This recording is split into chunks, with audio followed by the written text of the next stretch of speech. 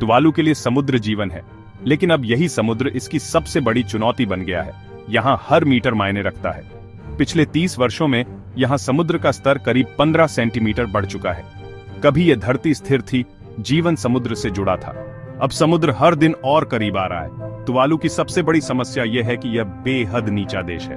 पहले हम कहते थे समुद्र हमारा दोस्त है, अब लगता है ये दुश्मन बन रहा है। फनाफूती, जब एक उछाल भी पूरे जीवन को बदल सकता है। वैज्ञानिक मानते हैं यदि उत्सर्जन ऐसे ही चला तो 2:100 तक समुद्र काफी ऊपर जा सकता है। 1990 से 2025 तक का ट्रेंड दिखाता है कि वृद्धि जारी है। 2:100 तक 0.5 मीटर तक का जोखिम। हमारे उपकरण बताते हैं कि हर साल औसतन 4 मिलीमीटर समुद्र ऊपर उठ रहा है। ये छोटी संख्या सुनने में कम लगे, पर हर मिलीमीटर यहाँ निर्णायक है। ग्लेशियर पिघलना और समुद्र का गर्म होकर फैलना, दो बड़े कारण। यहाँ बहुत थोड़ी जगह है। यदि समुद्र उठे तो छिपने की जगह नहीं।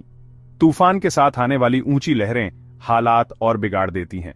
बच्चे बीमार हो जाते हैं। हम डरते हैं कि एक दिन हम सुरक्षित जगह भी नहीं दे पाएंगे। हमने दुनिया को प्रदूषित नहीं किया, पर फिर भी सजा हमें मिल रही है। अधिक उत्सर्जन जहां हुआ, प्रभाव वहीं नहीं। छोटे देशों का नुकसान अत्यधिक। सैटेलाइट ट्रैकिंग और तटीय गेज दोनों मिलकर बढ़ती समस्याएं दिखाते हैं।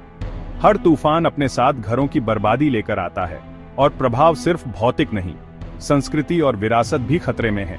अगर उत्सर्जन घटा नहीं तो कई द्वीप स्थायी रूप से जलमग्न हो सकते हैं। ये निर्णय सिर्फ वैज्ञानिकों का नहीं, ये मानवता का सवाल है। तुवालू कहता है, हम हार मानने वालों में से नहीं। आज ऊंची लहरें ही रोजमर्रा की वास्तविकता बन चुकी हैं। हम हर दिन डरते हैं कहीं यह सब खत्म ना हो जाए। स्कूल, खेत, सड़क सब पानी से प्रभावित। स्थानीय लोग अनुकूलन की रणनीतियां बना रहे हैं। किनारों पर दीवारें, ऊंचे प्लेटर, पुनर्वास योजनाएं। लेकिन ये उपाय महंगे हैं और हर जगह संभव नहीं। हम वैश्विक स्तर पर कार्रवाई करना चाहते हैं, हमारी आवाज सुनो। तुवालू का मुद्दा न्याय का मुद्दा है। जिन्होंने कम उत्सर्जन किया वे सबसे ज्यादा भुगत रहे हैं। क्या यह न्याय है? नीतियां अब निर्णायक हैं। उत्सर्जन घटाना और छोटे देशों के लिए मदद। फिर भी तुवालू के लोग हिम्मत नहीं हारते। कहते हैं, हम डूबेंगे नहीं, हम लड़ेंगे। ये लड़ाई जज्बे और वैश्विक एकजुटता दोनों मांगती है।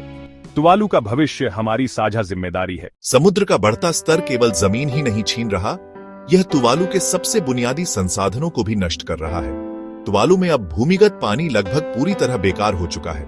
खारे पानी की घुसपैठ ने कुओं को जहरीला बना दिया है। अगर कई दिन बारिश न हो तो हम बहुत परेशान हो जाते हैं। बच्चों को नहाने तक का पानी नहीं मिलता।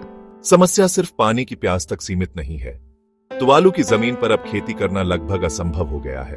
पहले हम तारों, केले और नारियल उगाते थे। अब जमीन इतनी खारी हो चुकी है कि कुछ भी नहीं होता। आज तुवालू की आधी से ज्यादा जरूरतें विदेशों से आयात करनी पड़ती हैं। खाना महंगा है। बच्चों के लिए पौष्टिक खाना जुटाना मुश्किल होता जा रहा है। कुपोषण और बीमारियां आम हो चुकी हैं। खारे पानी के कारण लोग पेट और त्वचा की बीमारियों से पीड़ित हैं।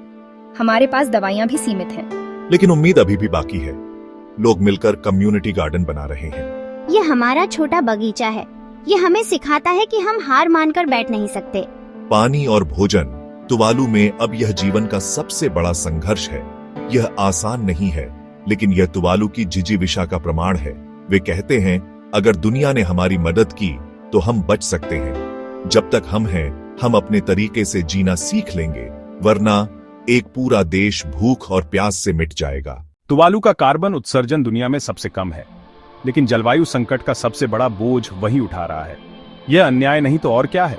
समस्या यह है कि ग्रीनहाउस गैसों का उत्सर्जन मुख्य रूप से अमीर और औद्योगिक देशों ने किया, लेकिन उसका असर सबसे पहले महसूस कर रहे हैं तुवालू जैसे छोटे द्वीपीय देश। दुनिया का 10% सबसे अमीर देश 50% से ज्यादा कार्बन उत्सर्जन करते हैं, जबकि तुवालू का उत्सर्जन लगभग शून्य है। यही है जलवायु अन्याय, और यह असमानता न केवल आंकड़ों में है, ये लोगों की जिंदगियों में बदल चुकी है। पिछले कई सालों से तुवालू संयुक्त राष्ट्र और जलवायु सम्मेलनों में मदद मांगता रहा है। उनकी मांग साफ है, जलवायु न्याय। हमारे लोग पीड़ित हैं, जबकि हमारी गलती नहीं है। जलवायु न्याय का मतलब है अमीर देश न केवल उत्सर्जन घटाएं, बल्कि हमें जीवित रहने के लिए आर्थिक और तकनीकी मदद भी दें। ये आवाजें केवल अपील नहीं, यह मांग है जवाबदेही की। 2022 में लॉस एंड डैमेज फंड बनाने का फैसला हुआ, ताकि गरीब और छोटे देशों को आपदाओं से निपटने में मदद मिल सके। लेकिन सवाल है, क्या यह मदद समय पर पहुंचेगी? क्योंकि तुवालू के पास वक्त बहुत कम है। जलवायु न्याय का मतलब है देश केवल शरण नहीं पाए, बल्कि उन्हें उनके घर बचाने के लिए संसाधन और तकनीक मिले। हर देश को जीने का अधिकार है। तुवालू के बच्चे पूरी दुनिया से गुहार लगा रहे हैं, हमें बचाओ। आज जलवायु न्याय की लड़ाई सिर्फ तुवालू की नहीं है, यह पूरी मानवता की लड़ाई है। अगर एक देश समुद्र में डूब सकता है तो कल और भी देश डूब सकते हैं, लेकिन यह निस्संदेह अन्याय है और इसलिए यह लड़ाई सबसे महत्वपूर्ण है। जलवायु न्याय केवल एक नारा नहीं, यह आने वाली पीढ़ियों का अधिकार है। हम दुनिया को दिखाएंगे कि छोटा देश भी बड़ा बदलाव ला सकता है। और तुवालू इस अधिकार के लिए सबसे आगे खड़ा है। नरेटर, तुवालू डूब रहा है, लेकिन तुवालुवासी हार नहीं मान रहे। उनकी लड़ाई केवल अस्तित्व की नहीं, बल्कि उम्मीद की है। नरेटर, जीवन चलता है और लोगों की जिजीविषा स्पष्ट है। नरेटर, सरकार और वैज्ञानिक नए उपाय खोज रहे हैं, सीवाल, सौर ऊर्जा और भूमि संरक्षण। नरेटर, छोटे छोटे नवाचार ही बड़े बदल ला सकते हैं। इंजीनियर, हम तकनीक से नहीं डरते, हम उसे अपनाते हैं स्थानीय ज्ञान के साथ मिलाकर। नरेटर, नन्हे बच्चे भी सीख रहे हैं कि भविष्य उनके हाथों में है। यंग पर्सन, हम हार मानने वाले नहीं हैं, हम अपनी संस्कृति और सपनों को बचाएंगे। नरेटर, डिजिटल तुवालू एक वादा है कि उसकी आत्मा जिंदा रहेगी। नरेटर, धीरे धीरे दुनिया भी जाग रही है, तुवालू अकेला नहीं। नरेटर, यह सहयोग ही भविष्य की कुंजी है। नरेटर, और जब संसाधन पहुंचते हैं तो उम्मीदें जीवित होती हैं। नरेटर, तुवालू की असली ताकत उसकी संस्कृति है, ये गीत और परंपराएं उसे अमर बनाती हैं। जब तक दिल धड़कता है, हमारी कहानी और पहचान जिंदा रहेगी। नरेटर, संयोजन, तकनीकी और सांस्कृतिक, यही रास्ता है। नरेटर, तुवालू अब केवल एक देश की कहानी नहीं, यह एक प्रतीक है। नरेटर, तुवालू की कहानी हमें याद दिलाती है कि धरती हम सबकी है। अगर हमने मिलकर इसे नहीं बचाया तो कल सबका भविष्य डूब जाएगा। नरेटर, लेकिन अगर हम साथ आएं तो कोई भी देश, कोई भी सपना कभी नहीं डूबेगा।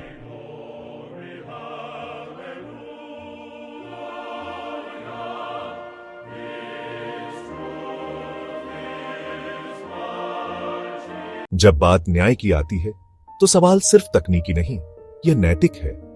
इंडस्ट्रियल क्रांति से लेकर आज तक कुछ देशों ने इतिहास में ज्यादा उत्सर्जन किया और उसका प्रभाव सीमाओं से परे फैला। इसका बोझ अक्सर उन्हीं पर पड़ा जिन्हें सबसे कम योगदान था। अब प्रश्न उठता है, क्या अंतर्राष्ट्रीय कानून तुवालू जैसे देशों की रक्षा कर सकता है? कानून को परिभाषित करना होगा कि राज्य की पहचान जमीन से बंधी है या लोगों और अधिकारों से। तुवालू का सबसे बड़ा खजाना उसका समुद्री इलाका कई गुना बड़ा है। यह भोजन, आजीविका और पहचान का आधार है। पहला, ऐतिहासिक उत्सर्जन। दूसरा, भौगोलिक प्रभाव और प्रवासन। तीसरा, वित्तीय और नैतिक दायित्व। हम सिर्फ मुआवजा नहीं मांगते, हम चाहते हैं कि हमारी राज्यीय पहचान और अधिकार बरकरार रहें। कूटनीति के कई आयाम हैं, कानूनी पहल, राजनयिक वार्तालाप और बहुपक्षीय दबाव। एक महत्वपूर्ण विषय है लॉस एंड डैमेज फंड, जो प्रभावित देशों को मदद देने के लिए बना है। पर प्रश्न है कितना, कब और किस शर्त पर, यह अभी भी विवादित है। कॉन्फ्रेंस हॉल में फैसले होते हैं, पर उनका प्रभाव जमीन पर कितना होता है? हमें पारदर्शिता चाहिए और प्रभावित समुदायों की केंद्रीकृत आवाज। और इस सभी जद्दोजहद के बीच असली कहानियां वही हैं जो तट पर जिया गया करती थीं। हमारी जमीन नहीं, हमारी कहानियां गायब न हो, हमें न्याय चाहिए। पर्यावरणीय बदलाव केवल भौतिक नुकसान नहीं, यह अस्मिता, अधिकार और भविष्य का प्रश्न है। क्योंकि जलवायु न्याय का मतलब है जवाबदेही, बहाली और अधिकार की रक्षा। आइए अब देखें न्याय कैसे हासिल किया जा सकता है और क्या समाधान संभव है। हम कई मंचों पर लड़ रहे हैं, राष्ट्रों के बीच, अंतर्राष्ट्रीय अदालतों और मानवाधिकार संगठनों के साथ। कानूनी रास्ते जटिल हैं, पर वे नींव बदल सकते हैं। डिजिटल तुवालू एक ऐसा प्रोजेक्ट जो संस्कृति और स्मृति को ऑनलाइन संरक्षित करता है। हम पुरानी तस्वीरें, गीत और मानचित्र डिजिटल रूप में संरक्षित कर रहे हैं ताकि आने वाली पीढ़ियां जान सकें। वित्त पोषित करना होगा, तुरंत और पर्याप्त। स्थायी रोजगार, आवास और पारंपरिक आजीविका को बचाने के लिए वित्त चाहिए। कुछ प्रयास हैं, उच्च स्थापना, समुद्र दीवारें, प्रबंधन, पर क्या यह पर्याप्त है? हम चाहते हैं कि हमारे लोग यहाँ भी सुरक्षित रहें, पर इसका अर्थ सांस्कृतिक संरक्षण के बिना नहीं होना चाहिए। पहला, विश्वसनीय लक्ष्य तय करो। दूसरा, वित्तीय उत्तरदायित्व सुनिश्चित करो। तीसरा, संस्कृति और स्मृति का संरक्षण। हमें सुरक्षा मिली, पर रातों में मेरे दिमाग में सवाल रहते हैं, हम कौन हैं? हम चाहते हैं कि हमारी भाषा बची रहे, बिना यह सब व्यर्थ है। कुछ उदाहरण हैं जहां सहयोग ने काम किया, स्थानीय नेतृत्व और अंतर्राष्ट्रीय सहयोग से। स्थिर योजना, पारदर्शिता और स्थानीय भागीदारी सफलता की कुंजी हैं। न्याय का रास्ता तकनीक, कानून और दिलों का मेल है और इसमें सभी की भूमिका है। हमारी नीतियां अब सिर्फ वादे नहीं, परिणाम दिखाने चाहिए। अगर न्याय नहीं हुआ तो कौन जवाब देगा उन बच्चों से जो इस पानी के किनारे अपना घर खो रहे हैं? हम न्याय मांगते हैं अब। जलवायु न्याय का अर्थ है कड़ी जवाबदेही, बचाव और संस्कृति की रक्षा। दुनिया के देशों को अब कदम उठाने होंगे। तुवालू की लड़ाई हम सब की लड़ाई है।